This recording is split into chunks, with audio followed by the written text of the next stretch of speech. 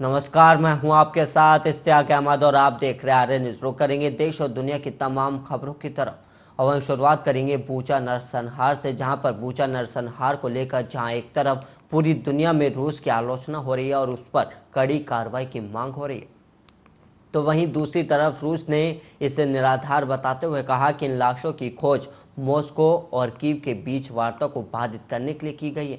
और रूस के विदेश मंत्री सरगेई लावरोव ने मंगलवार को कहा कि यूक्रेन के बूचा शहर में शवों की खोज दोनों देशों के बीच चल रही शांति वार्ता को प्रभावित करने के उद्देश्य से की गई है और ये एक उकसाने वाली घटना है। और वहीं रूस के विदेश मंत्री ने रूसी टेलीविजन पर प्रसारित एक वीडियो संदेश में कहा कि एक बड़ा सवाल ये उठता है कि इस झूठे दावों और उत्तेजना वाली तस्वीरों से किस उद्देश्य की पूर्ति हो रही है, और हमें विश्वास है कि ये सब कुछ दोनों देशों के बीच चल रही वार्ता को बाधित करने के बहाने खोजने के लिए ही है। और इन सब के बाद भी रूस बातचीत के लिए तैयार है। और वहीं आपको बता दें कि रूस और यूक्रेन के बीच बातचीत पिछले महीने तुर्की के रिसोर्ट में शुरू हुई थी और ये बातचीत अभी भी जारी है। और रूस ने पिछले हफ्ते इस्तांबुल में एक बैठक के बाद उत्तरी यूक्रेन में अपनी सैन्य गतिविधियों को काफ़ी कम करने की घोषणा भी की थी। और वहीं यूक्रेन ने अपनी सुरक्षा की गारंटी मांगते हुए अन्य देशों के साथ अंतर्राष्ट्रीय समझौते का एक प्रस्ताव भी रखा और इसमें एक तटस्थ और गैर परमाणु स्थिति को स्वीकारने, नाटो में शामिल नहीं होने और विदेशी सैन्य ठिकानों की मेजबानी करने से इनकार करने की बात कही गई थी। और वहीं यूक्रेन के प्रस्ताव के अनुसार रूस यूरोपीय संघ में कीव के प्रवेश का विरोध नहीं करेगा।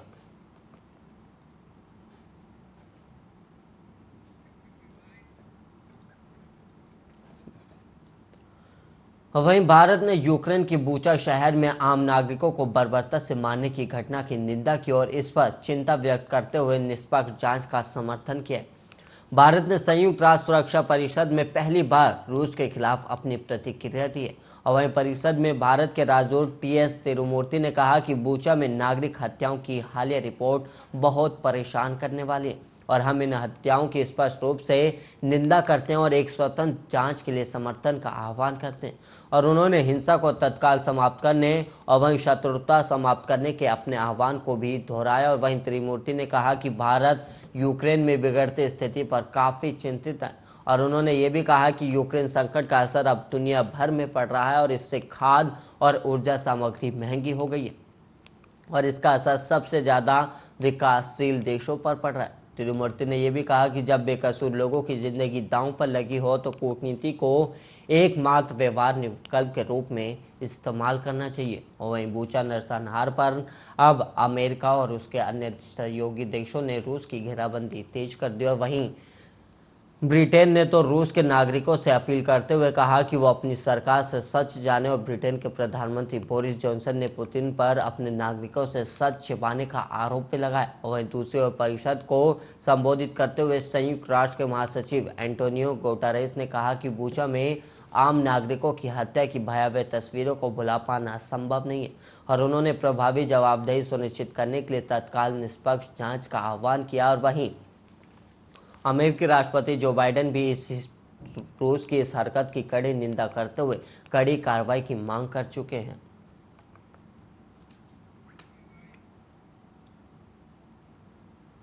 वहीं श्रीलंका के राष्ट्रपति गोटाबाया राजपक्षे ने मंगलवार देर रात आपातकाल को तत्काल प्रभाव से हटा दिया और देश में बढ़ते संकट के बीच 1 अप्रैल को आपातकाल लागू किया गया था। और मंगलवार देर रात जारी गजट अधिसूचना संख्या में राष्ट्रपति ने कहा कि उन्होंने आपातकाल नियम अध्यादेश को वापस ले लिया, जिससे सुरक्षा बलों को देश में किसी भी तरह की गड़बड़ी को रोकने के लिए व्यापक अधिकार मिले थे। और इससे पहले राष्ट्रपति गोटाबाया राजपक्षे के नेतृत्व वाले श्रीलंका के सत्तारूढ़ गठबंधन की मुश्किलें मंगलवार को तब और बढ़ गई थी जब नवनियुक्त वित्त मंत्री अली साबरी ने भी इस्तीफा दे दिया और उनके अलावा दर्जनों सांसदों ने भी सत्तारूढ़ गठबंधन का साथ छोड़ दिया। और उधर देश के सबसे बुरे आर्थिक संकट के दौरान राष्ट्रव्यापी विरोध प्रदर्शन का सिलसिला अभी भी जारी रहा और राष्ट्रपति राजपक्षे ने अपने भाई बासिल राजपक्षे को बर्खास्त करने के बाद साबरी को नियुक्त किया था। वहीं बासिल सत्तारूढ़ श्रीलंका पादुजाना पेरामुना गठबंधन के भीतर आक्रोश की मुख्य वजह थे।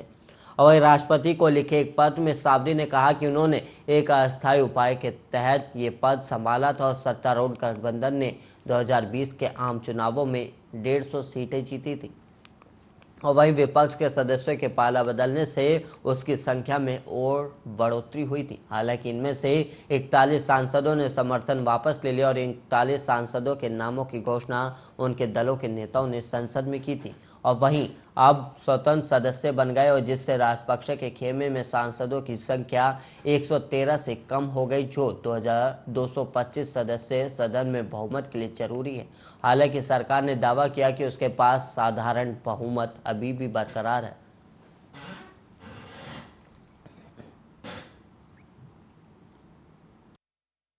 और वहीं श्रीलंका में जब जन विरोधों की आग सत्ताधारियों के महलों को झुलसाने लगी, तब उनको होश आया कि इस बदहाली के मुद्दे पर चर्चा करनी जरूरी है। और श्रीलंका में राजपक्षे सरकार ने मौजूदा स्थिति पर संसद में बहस करने का फैसला किया और यहां आज और कल यानी 2 दिन संसद में बहस होगी। और देश की मौजूदा हालत ये है कि अब यहां पर आर्थिक संकट के बाद सियासी संकट के बादल भी घेरा गए और पूरा देश अब राष्ट्रपति को हटाए जाने की मांग कर रहा है। और लेकिन राष्ट्रपति गोटाबाया राजपक्षे ने एक बार फिर इस्तीफे से इनकार किया, और जबकि श्रीलंका की पूरी कैबिनेट पहले ही इस्तीफा दे चुकी है, जिसके बाद नए वित्त मंत्री की नियुक्ति हुई, लेकिन उन्होंने भी 24 घंटे के अंदर अपना इस्तीफा भेज दिया और राष्ट्रपति को अंतरिम सरकार के गठन की सिफारिश की गई। और श्रीलंका इन दिनों इतिहास के सबसे खराब आर्थिक संकट का सामना कर रहा है। ईंधन, रसोई गैस के लिए लंबी लाइन, जरूरी सामान की किल्लत और घंटों बिजली कटौती से जनता महीनों से परेशान है। और श्रीलंका की सरकार ने तंगी के मुद्दे पर अब जाकर एक ऐसा फैसला किया है जो कि उसे बहुत पहले ही ले लेना चाहिए था। और इस बीच भारत अपने वादे के मुताबिक श्रीलंका को मदद कर रहा है और भारत ने शनिवार को संकटग्रस्त श्रीलंका को 40,000 टन डीजल वितरित किया और उससे की लंका पूरी तरह से कंगाल हो चुकी है और जरूरी सामान की किल्लत और जो थोड़ा बहुत सामान मिल रहा है उन चीज़ों की कीमतें आसमान छू रही है। और श्रीलंका में आम जनता का गुस्सा अब 7वें आसमान पर है और यहाँ हफ्तों हफ्तों से लोग जरूरी सामान खरीदने के लिए कतारों में खड़े हैं। और डॉक्टरों के अलावा डूबते हुए टूरिज्म इंडस्ट्री को बचाने के लिए श्रीलंका होटल एसोसिएशन के सदस्यों और स्टाफ ने भी विरोध का रास्ता अपनाया। दरअसल बुकिंग न मिलने और घर लौटते विदेशी पर्यटकों के कारण होटल व्यापारी परेशान हैं। और वहीं श्रीलंका में हालात अब ऐसे हैं कि बड़ी बड़ी हस्तियां भी सरकार के खिलाफ सड़कों पर उतरने के लिए मजबूर हो गए। और वहीं कल मशहूर क्रिकेटर जन्नत जयसूर्या की तस्वीर भी सामने आई, जिसमें वो राष्ट्रपति को हटाए जाने की मांग करते हुए दिखाई दिए हैं।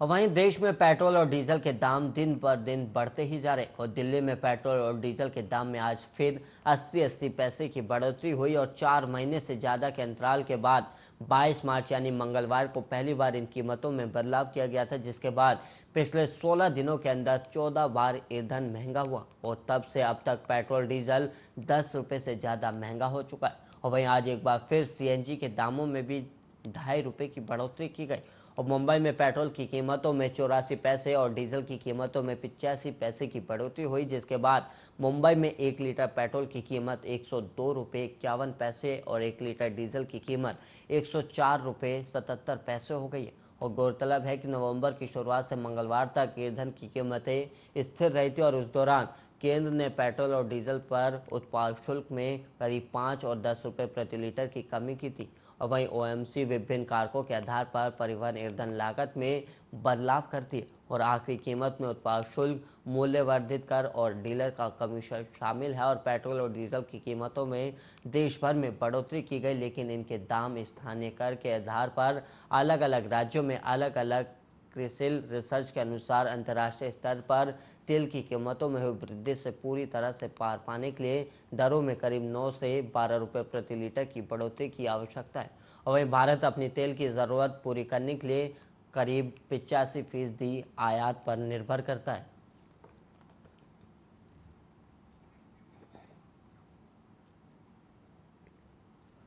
और वहीं देश में बढ़ रही महंगाई पर एक तरफ जहां जनता काफी नाखुश है, वहीं विपक्ष भी लगातार मोदी सरकार को घेरती नजर आ रही। और हाल ही में पेट्रोल डीजल के बढ़ते दामों पर कांग्रेस ने बीजेपी पर जमकर निशाना साधा। और कांग्रेस ने बीजेपी पर आरोप लगाया कि पार्टी ने चुनावी जीत को लूट का लाइसेंस बना लिए। और कांग्रेस महासचिव रणदीप सुरजेवाला ने अपने एक ट्वीट में बीजेपी पर निशाना साधते हुए कहा कि इवेंट वाली सुबह भी महंगाई का डेंट और आज फिर से पेट्रोल और डीजल की कीमत 80 पैसे प्रति लीटर बढ़ा दी गई। और उन्होंने कहा कि पिछले 16 दिनों में पेट्रोल डीजल में 10 रुपए की बढ़त हुई है। और वहीं सुरजेवाला ने बीजेपी पर तंज कसते हुए झूठे वादे करने का आरोप लगाते हुए कहा कि झूठे वादे से चुनावी छल, फिर जनता पर ही लूट का बल। और वहीं आपको बता दें कि बीजेपी सरकार पर दबाव बनाने के लिए कांग्रेस महंगाई मुक्त भारत अभियान भी चला रही है। और 31 अप्रैल को राहुल गांधी के नेतृत्व में पार्टी के सांसदों ने संसद भवन के बाहर धरना प्रदर्शन भी किया। और वहीं आपको बता दें कि सोमवार को लोकसभा में महंगाई पर चर्चा होगी, जिस दौरान राहुल गांधी एक बार फिर मोर्चा खोलेंगे।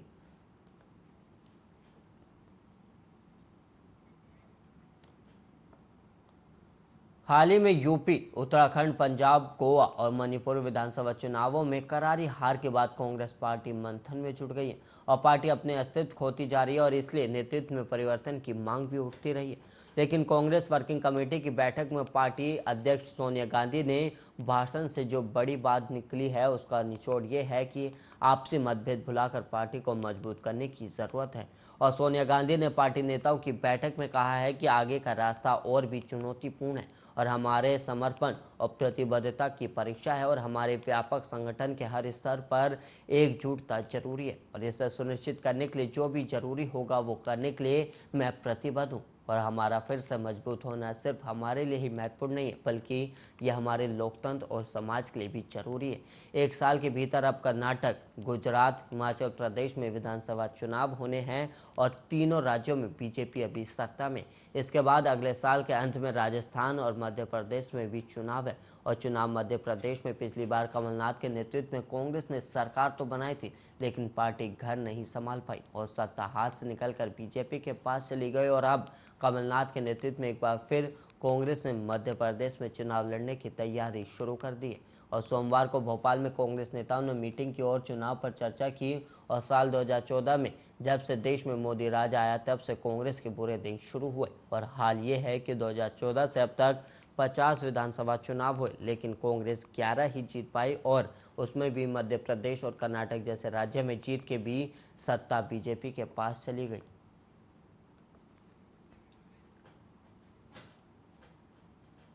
वहीं पंजाब में मिली चुनावी जीत से उत्साहित आम आदमी पार्टी ने हिमाचल प्रदेश के लिए योजनाएं तैयार करना शुरू कर दिया। और वहीं पार्टी ने अपना ध्यान चुनावी राज्यों में लगा दिया। और इस बीच आपने अपने चुनाव प्रचार के लिए मौजूदा मुख्यमंत्री जयराम ठाकुर के गृह क्षेत्र मंडी को भी चुना है, जहां पार्टी के राष्ट्रीय संयोजक और दिल्ली के सीएम अरविंद केजरीवाल और पंजाब के सीएम भगवत मान आज रोड शो करेंगे। और वहीं आपको बता दें कि हिमाचल प्रदेश और हिमाचल विधानसभा चुनाव से पहले ये पार्टी का पहला बड़ा आयोजन होगा और ये पहाड़ी राज्य में जनता के मूड को भी दिखाएंगे। और वहीं हिमाचल में इस साल के अंत में गुजरात के 7 चुनाव होने हैं। और वहीं आपने शिमला नगर निगम चुनाव लड़ने की भी घोषणा की, जिसके लिए कार्यक्रम बहुत जल्द होने की भी उम्मीद है। और जानकारी के मुताबिक पिछले महीने पार्टी ने संगठन का विस्तार करने और हिमाचल में चुनावी रणनीति तैयार करने के लिए 8 सदस्यीय टीम भी नियुक्त की थी। और दिल्ली के स्वास्थ्य मंत्री सत्येंद्र जैन को चुनावी प्रभारी बनाया गया है। और आपकी पंजाब में हुई जीत के बाद से वो कई बार राज्य का दौरा कर चुके हैं। वहीं दुर्गेश पाठक को प्रदेश प्रभारी और रतेश गुप्ता को डिप्टी बनाया गया। और वहीं धर्मशाला के अपने हालिया दौरे के दौरान प्रभारी सत्येंद्र जैन ने कहा था कि उन्होंने 3 कारणों से मंडी को रोड शो के लिए चुना है। और उन्होंने ये भी बताया कि सबसे पहले ये केंद्र में स्थित है और दूसरा ये राज्य की राजनीति का केंद्र और तीसरा हम चुनौतियां लेना पसंद करते हैं। और सीएम जयराम ठाकुर का गृह क्षेत्र होने के नाते ये एक चुनौती है। और जैन ने यह भी कहा कि हमने पंजाब में मौजूदा मुख्यमंत्री को हरा दिया और हम हिमाचल में उस उपलब्धि को दोहराएंगे।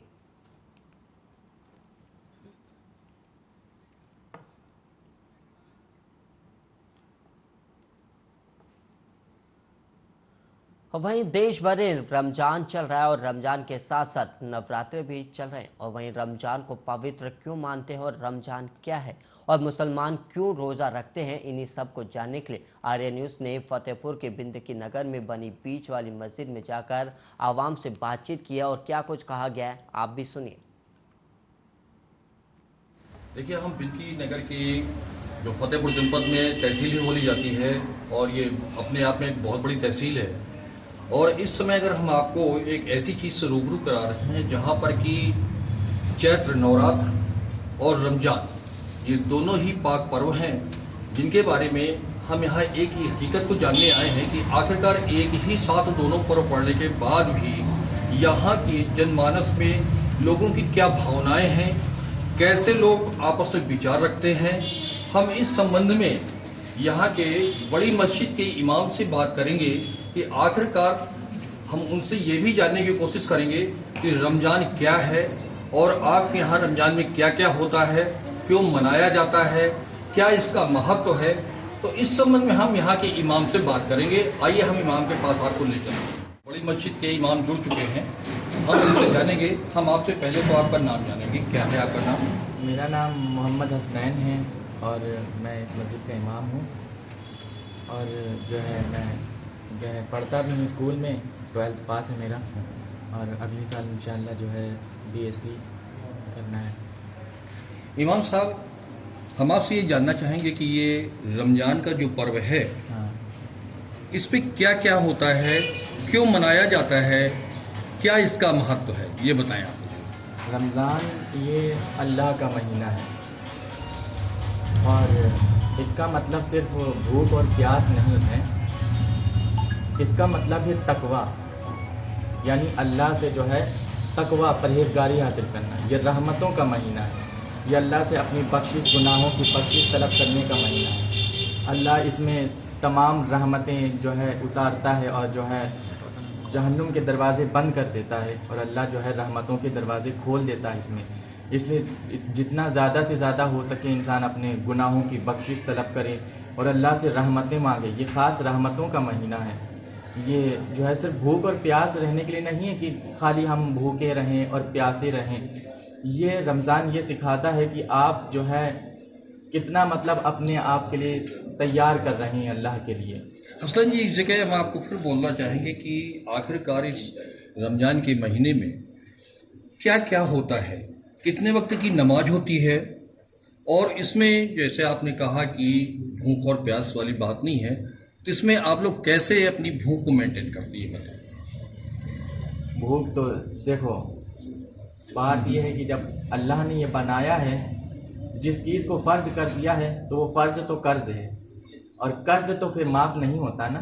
कर्ज़ तो कर्ज़ है और कर्ज़ रखना पड़ेगा, तो कर्ज़ माफ़ नहीं होता। ये फ़र्ज़ है, ये चाहे जो भी हो इंसान, देखो फ़र्ज़ होता है तो फ़र्ज़ तो अदा करना ही पड़ता है, चाहे जिस तरह का भी हो, चाहे जितनी भी मुश्किलें आ जाए, चाहे हमें भूख से हो, चाहे फिर वो प्यास से हो।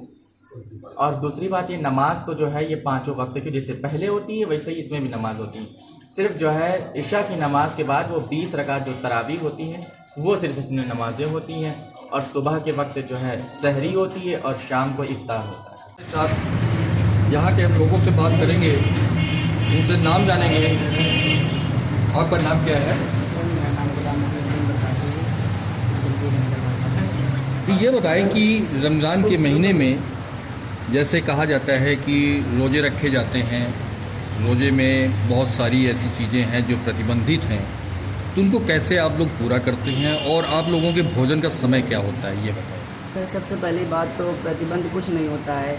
इसमें ये होता है मेरा रब हमारे लिए एक आसानी फरमाता है कि हम रोज़ा रखेंगे तो हमारे शरीर में बहुत सी ऐसी चीज़ें होती हैं जो रोज़ा रखने से, जिसे साइंस भी कहता है कि आप रोज़ा रखेंगे तो आपके शरीर में वो चीज़ मेंटेन हो जाएंगी। तो इसमें रोज़ा तो हर कोई रख सकता है, बस ये होता है कि सब्र अल्लाह की तरफ से आता है। रोज़ा रखने में कोई हर्ज नहीं है, क्योंकि रोज़ा एक ऐसी चीज़ है, एक इबादत भी है।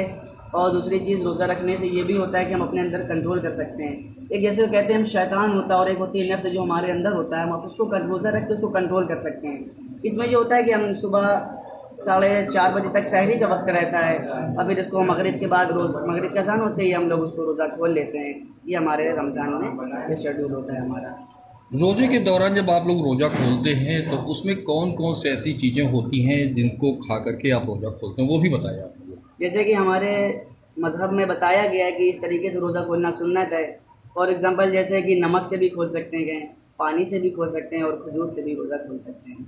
ये तमाम चीज़ें, तमाम अशिया मौजूद, हम इनसे रोज़ा खोल सकते हैं। और बाकी as your wish as your like, कोई इसमें पाबंदी नहीं कि आप कैसे रोज़ा खोलें। आप जैसा बेहतर आपको समझ में आए वैसे रोज़ा खोल सकते हैं। हम एक सवाल आपसे और करना चाहेंगे कि इस समय जी, हिंदुओं में चैत्र नवरात्र चालू है, वो भी उनका पर्व है, आपका रमजान का पर्व है, दोनों ही ये पर्व पाक माने जाते हैं। तो इसमें यहाँ नगर की स्थिति क्या है? क्या दोनों संप्रदाय के लोग आपस में मेल भाव से रह करके एक दूसरे को कोऑपरेट करते हैं, ये बताएं। सर जी हमारा विनती है, यहाँ पे आज तक कभी कोई झगड़ा फसाद नहीं हुआ। और ये अल्लाह का एहसान है बहुत बड़ा कि रमज़ान और नवरात साथ पढ़ रहे हैं। रमज़ान में ये वो पाक महीना है कि जिसमें हम रब की इबादत करते हैं। ये वो महीना है जिसमें से हम जितने अल्लाह ने जिसको जिस हिसाब से नवाजा है वो उस हिसाब से गरीबों की मदद करता है, वो इस हिसाब से सबको रोज़ा अफ्तार कराता है। और जो नवरात का महीना ये भी बहुत पाक महीनों में से माना गया है, ये बहुत पवित्र महीना माना गया है। और यहाँ पे झगड़ा हो नहीं सकता, इसलिए क्योंकि अगर हमारा कोई फेस्टिवल आता है, हमारा कोई त्यौहार आता है तो हम उनकी मदद करते हैं, और अगर उनका त्यौहार आता है तो हम उनकी मदद करते हैं। तो दोनों लोग यहाँ पे मिल के चलते हैं। तो यहाँ पे कोई ऐसा मसला ही नहीं है कि हम उनसे लड़ें वो या हमसे लड़ें। यहाँ पे बहुत बहुत शांतिपूर्वक त्यौहार मनाया जाता है। तो चचा ये बताएं आप कि ये जो रमज़ान का महीना है, इसको किस नज़रिए से आप देखते हैं? इस महीने में जो है हमारे यहाँ जो है सारे मुस्लिम बिरादरी के लोग रोज़े रखते हैं। इसमें रोज़े की जो है बहसियत ये जो है कि आँख का भी रोज़ा होता है, नाक का भी होता है, कान का भी होता है, हाथ का भी होता है, पैर का होता है। ये जो है किसी को गलत देखे नहीं, हाथ से कोई चीज़ छुए नहीं, ना गलत कदम उठाएं, ना निगाह से किसी को गलत देखें। ये जो है इसमें खास इस महीने की अहमियत है। अपने जो है रोज़े में जो है अपने हम लोगों जैसा होता है उससे सभी गरीब सभी जैसे। तो आपने देखा कि मैंने बिनती नगर में बीच मस्जिद में जाकर के लोगों से पूछा कि रमज़ान क्या होता है, क्यों मनाते हैं, क्या कारण है। पर एक बात यहाँ ज़रूर सामने निकल कर आई कि जब मैंने इस आवाम से बात किया तो बात करने के बाद उन्होंने एक बहुत अच्छी बात बताई कि इस बिनती नगर में अभी तक कोई भी ऐसा झगड़ा नहीं हुआ, किसी धर्म के प्रति एक दूसरे ने कभी कटाक्ष नहीं किया। पर इतना ज़रूर है कि यहाँ एक आवाम से जब मेरी बात हुई तो उन्होंने कहा कि यहाँ पर जो दोनों लोग हैं, दोनों संप्रदाय के लोग हैं, वो लोग एक दूसरे के त्योहारों में हंसी खुशी से मिलकर सौहार्दपूर्ण वातावरण में अपनाते हैं, त्यौहार मनाते हैं। तो ये एक वास्तव में काबिल तारीफ है। अमरदीप त्रिपाठी, आर्या न्यूज़, कैमरामैन अमजद के साथ। और इसी के साथ इस बुलेटिन में इतना ही। देश और दुनिया की तमाम खबरों के लिए आप बने रहिए आर्या न्यूज़ के साथ।